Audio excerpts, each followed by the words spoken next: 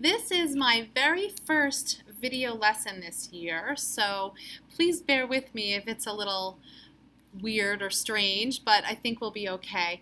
This is our first ELA lesson, English Language Arts, but the fourth grade team of teachers decided that it was very important, especially this year, to talk about digital citizenship and to have some lessons about working online, especially for the e-learners for sure. So today's lesson is called Navigating Safely Online, and if you are here in the lesson live with me, we're going to watch it and pause it every once in a while and have conversation.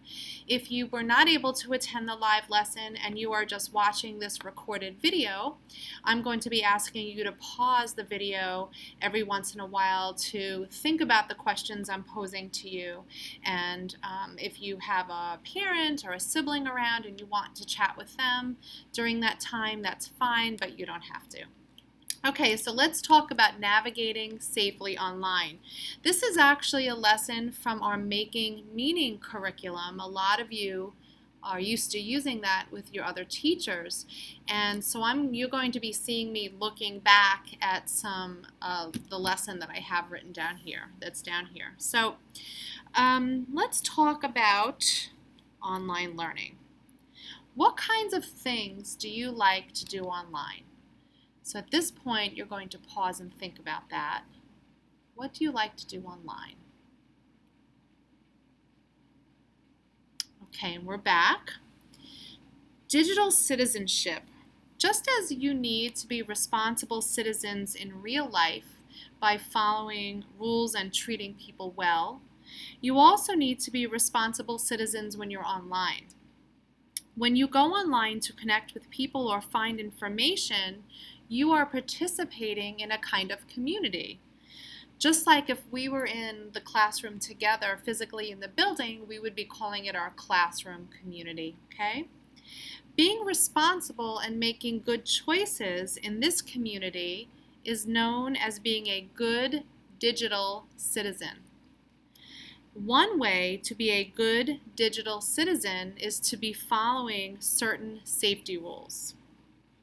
And right now, I'm going to give you a scenario, a little story, and we're going to be comparing online safety rules with real life safety rules. So staying safe online can be similar to staying safe in the real world. Here's the scenario. Marco wants to go to his friend Leo's house to play. He and Leo live in the same neighborhood, and Marco knows how to get there, so he asks for permission to walk there on his own. Marco's mom says yes and reminds him to stay safe and be careful. I want to point out that Marco asks for permission before walking to Leo's house. This helps him stay safe because his mom knows where he's going. So here's my question for you. What might Marco do to stay safe while walking to Leo's house? And how will that keep him safe? So please pause the video and think about that.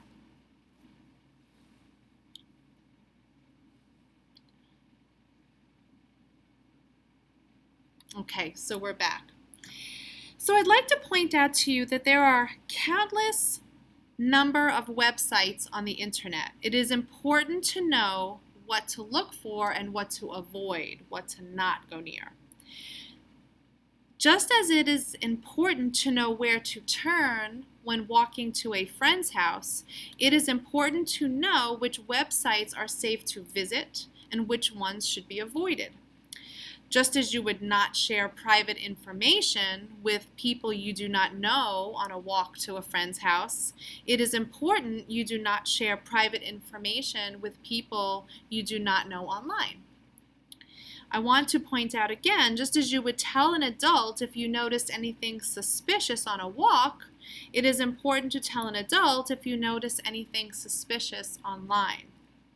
It is super important to always ask for help when you need it, okay? So we're going to have some class rules for staying online. And because we are going to have numerous opportunities for going online, especially my e-learners.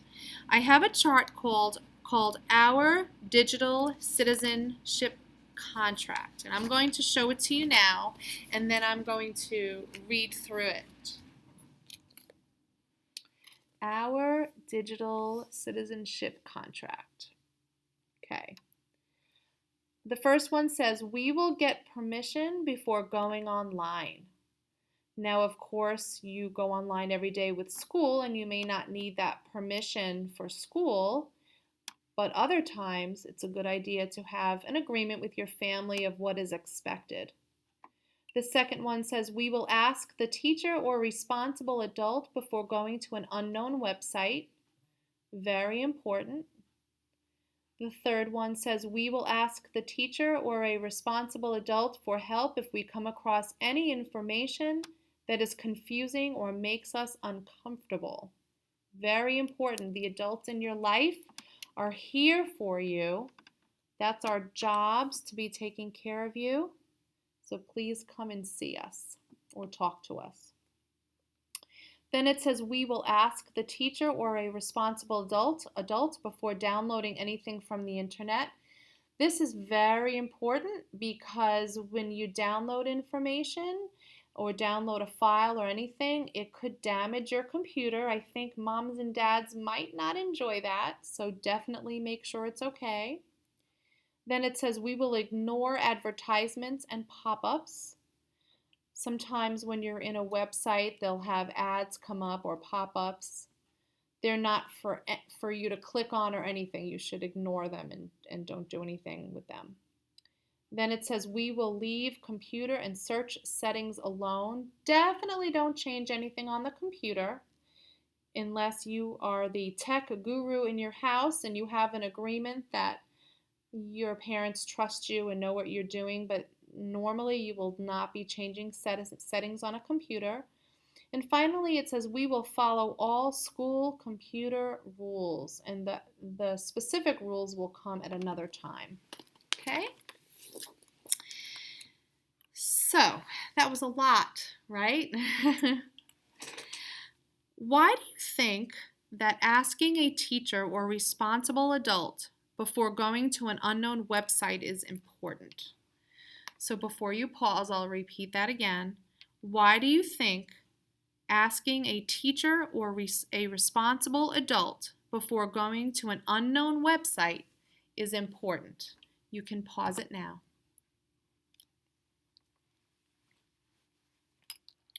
Okay, we're back. And we are at the end of our lesson. And I'm going to ask one more question, and that's actually the same question that's the discussion question in our lesson. And we're going to be doing a lot of discussion questions in our lessons so the class can share with each other and learn from one another. So the question is, what else might we do to stay safe online? Why do you think that? If you're with me live, we're going to stop and talk, and then you'll get off the conference and answer that in the discussion box. If you're not on with me live, I want you to think about it and then go answer the question in the discussion box. So I will ask it again. What else might we do to stay safe online, and why do you think that? Okay, great job. We'll talk more soon.